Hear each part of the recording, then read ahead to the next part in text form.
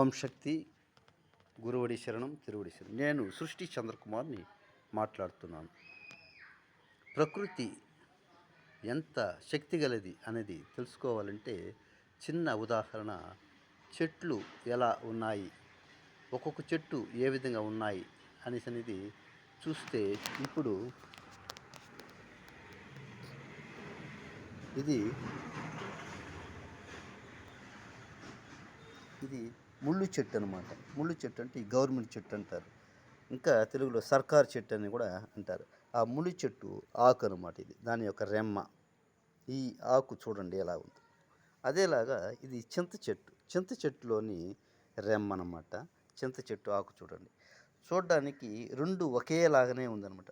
ఈ ముళ్ళు ఆకు కానీ ఈ చింత ఆకు కానీ ఒకేలాగా ఉంది, కానీ ఇది ముళ్ళు కలిగి ఉంటుంది, ఇది వచ్చేసి కాయలు, చింతకాయలు కలిగి ఉంటుంది అనమాట.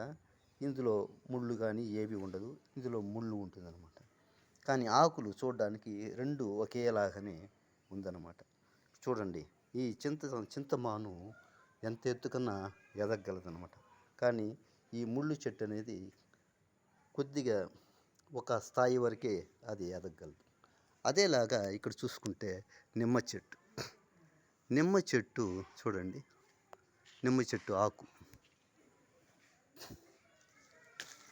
నిమ్మ చెట్టు ఆకు ఇదన్నమాట. ఆ చింతాకు కానీ ఆ ముళ్ళు ఆకు కానీ ఈ నిమ్మ ఆకుకు ఎంత తేడా ఉందో చూడండి. ఈ నిమ్మ చెట్టులో కూడా ముండ్లు ఉంటాయన్నమాట. ఈ ముండ్లు ఎందుకున్నాయంటే అవి ఇతరుల దగ్గర నుంచి కాపాడుకోవడానికి ముండ్లు ఉంటాయన్నమాట. అదేలాగా ఇక్కడ ఇది బత్తాయి చెట్టు అనమాట. ఇది బత్తాయి ఆకు, బత్తాయి ఆకులు, దీనికి కూడా ముండ్లు ఉంటాయన్నమాట. చూడండి, అది ఎందుకు? శత్రువుల దగ్గర నుంచి కాపాడుకోవడానికి గాను అది ముండ్లు ఉన్నాయన్నమాట.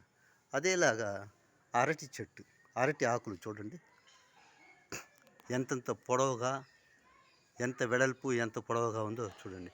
కనీసం ఒక మనిషి అసలు పడుకోవచ్చు అనమాట ఆ అరటి చెట్లలో, అరటి ఆకుల్లో.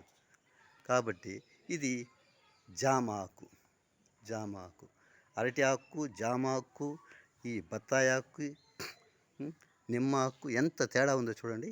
ఇది సపోటా ఆకులు అనమాట. సపోటా చెట్టు, సపోటా ఆకు. కాబట్టి ప్రకృతిలోని ప్రతి చెట్టుకు ఒక్కొక్క ప్రత్యేకత ఉందన్నమాట. అదే మనిషిని తీసుకున్నామంటే మనిషికి రెండు కాళ్ళు, రెండు చేతులు, తల, మొండెం మాత్రమే ఉంటుంది. కానీ వాడు ఏ మనిషిని తీసుకున్నా రెండు కాళ్ళు, రెండు చేతులు అంతే. అదే ఈ ప్రకృతిలోని చెట్టుకు ఎన్నో రకాల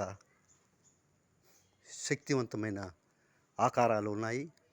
ఒక్కొక్క చెట్టు, అది చూడండి, కొబ్బరి చెట్టు, కొబ్బరి చెట్టు ఎంత ఎత్తుకు ఎదిగి ఉందో చూడండి. కాబట్టి ప్రకృతికి ఉన్నంత శక్తి మనిషికి లేదనమాట. మనిషికి కానీ, జంతువులకు కానీ, పక్షులకు కాను దేనికి లేదనమాట. కాబట్టి ప్రకృతిని ఆరాధించండి. ప్రతి ఒక్కరూ ప్రకృతిని ఆరాధిస్తే మనం దేవుడిని ఆరాధించినట్టు అనిపిస్తుంది. ఓం శక్తి.